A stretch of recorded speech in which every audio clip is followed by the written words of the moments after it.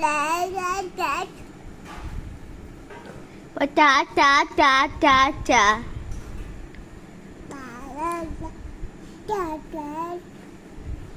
Ta ta. Good morning. সকাল সকাল উঠে আজকে দুটো বড় বড় কাজে লেগে পড়েছি। আজকে হচ্ছে কিচেনটা সাফ সাফাই করব, মানে পুরো একদম neat and clean, deep clean যেটাকে বলে। কারণ আজকে রান্নাবান্নার কোনো ঝামেলা নেই। কালকে রাতে আমার বর চিকেন এনেছিল, আর সেই চিকেনটা রান্না করার পরে আমাদের দুজনের মধ্যে চরম লেভেলের একটা ঝামেলা হয়, যার জন্য আমরা কেউ খাইনি। সেটাও পুরো ফ্রিজে ভরা আছে। সুন্দর ঝামেলা হয়েছে, আর হাসতে হাসতে বলছি তাই না, মানে আজকে তো ব্যাপারটা দুঃখ নেই, আজকে তো মিল হয়ে গেছে। তো কালকে হঠাৎ করে চিকেনটা রান্না করার পরে দুজনের মধ্যে ঝামেলা শুরু হয়। ও শুয়ে পড়ে, আমিও শুয়ে পড়ি। তো পুরো একদম 1 কিলো চিকেন রান্না করা, ভাতটা বসিয়ে দেবো আর একটু কিছু একটা করে নেব। তো এখানে হচ্ছে আজকে পুরো একদম ডিপ ক্লিন করতে লেগেছি। ভাবলাম রান্নাঘরটা আজকে যেহেতু সময় আছে পুরো পরিষ্কার করে নিই। চিমনি নেই আর প্রচণ্ড হাওয়া দেয়। এই জানলাটা তেমনভাবে খুলতে পারি না, এই এক পাল্লা খুলি। তো এই কোটোগুলো দেখো সব পরিষ্কার করতে লেগেছি। আর একটা ছোট্ট করে তোমাদেরকে জিনিস দেখায়। আজকে হচ্ছে আমাদের নিচের ঢালাইটা হচ্ছে, মানে বিমের যে নিচের মেন ঢালাইটা হয় সেটা আজকে হচ্ছে। ঠাকুরকে বারবার বলছি, ঠাকুর আজকে যেন কোনো বৃষ্টি না হয়, মানে আজকে দিনটা একটু ভালো দিও তুমি। তো কালকে বৃষ্টির কারণে ওই কোণার দিকের গর্ততে একটু জল জমে গেছিলো। তো যাই হোক,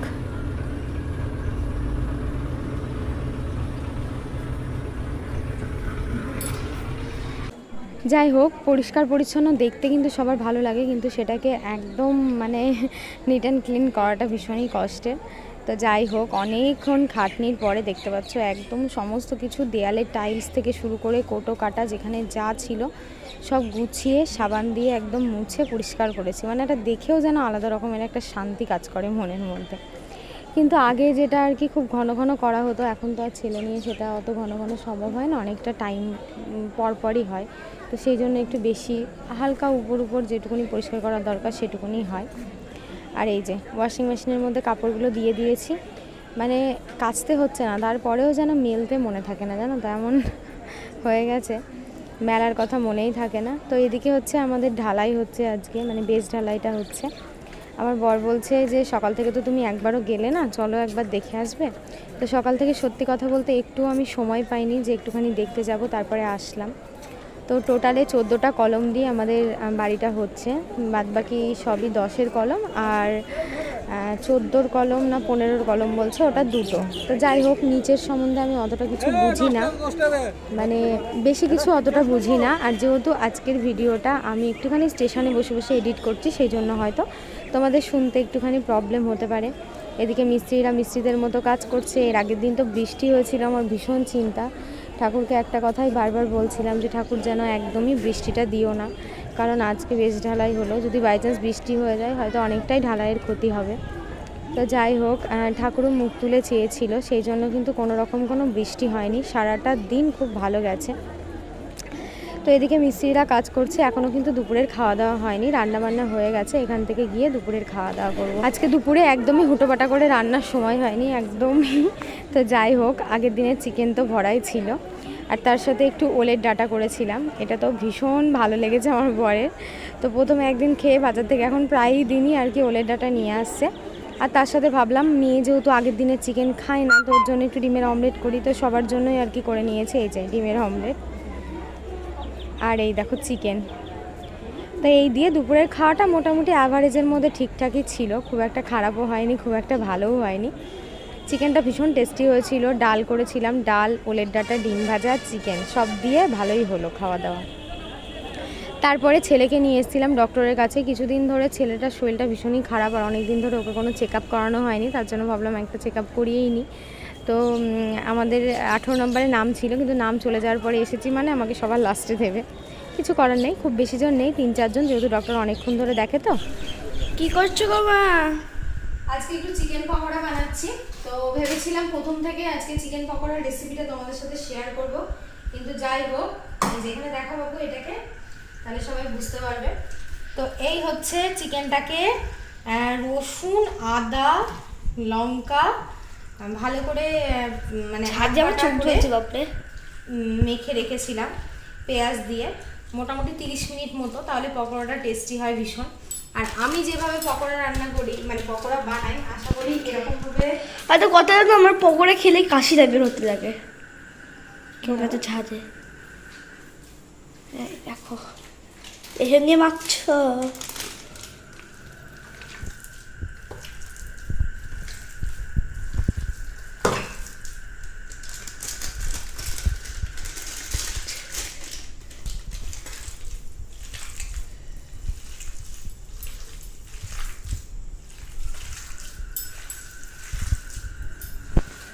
ভালো করে মেখে নেবে,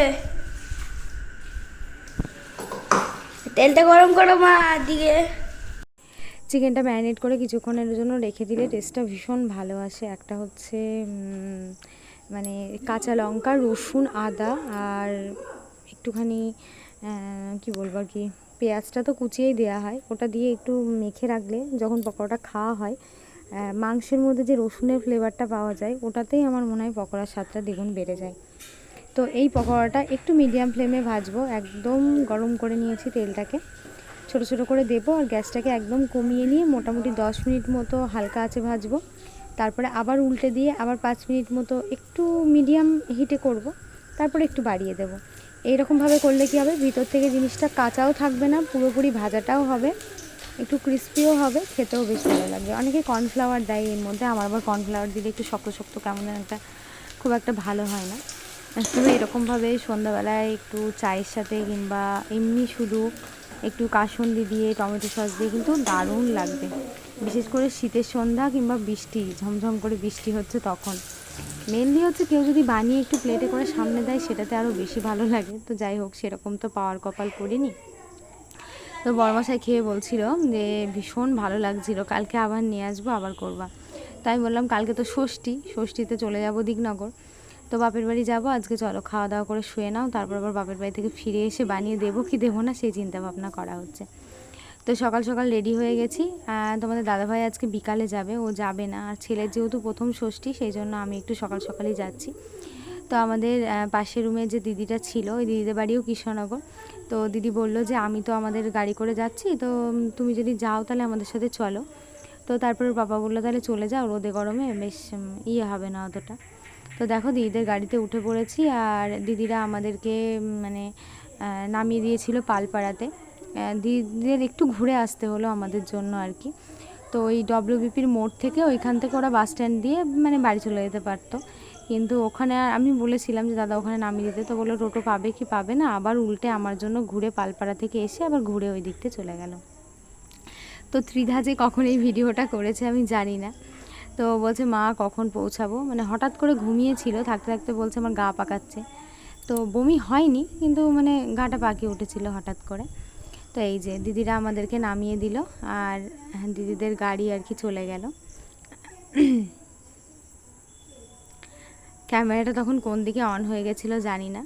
তো তারপরে আমরা এই যে একটা টোটো ধরে নিলাম এখান থেকে, আর এখান থেকে পুরো একদম চলে যাব বাড়িতে।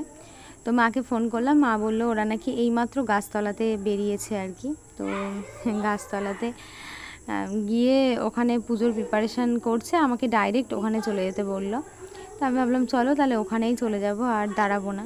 তো যেহেতু বাজারে নেমেছিলাম আর আজকে ষষ্ঠীর দিন, খালি হাতে ঢুকতে একদমই ইচ্ছা করছিল না। তো সেই কারণে মিষ্টির দোকানে তো প্রচণ্ড ভিড় ছিল, তারপরেও যাই হোক ফাঁক থেকে একটু জায়গা করে নিয়েছি।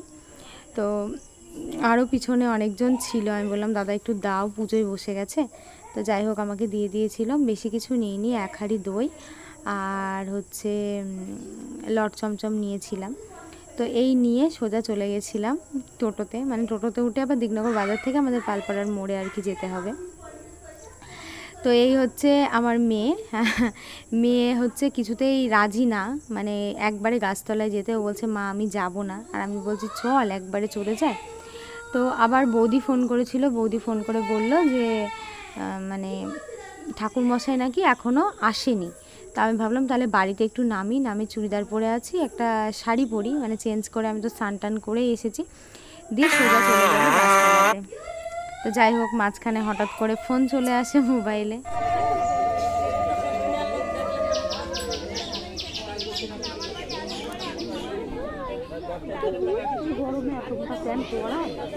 আরে গাড়িতে এসি গাড়িতে আসলাম না, ঠান্ডা কাঁপুনি লেগে গিয়েছে। আসো আসো, মাম দেবো।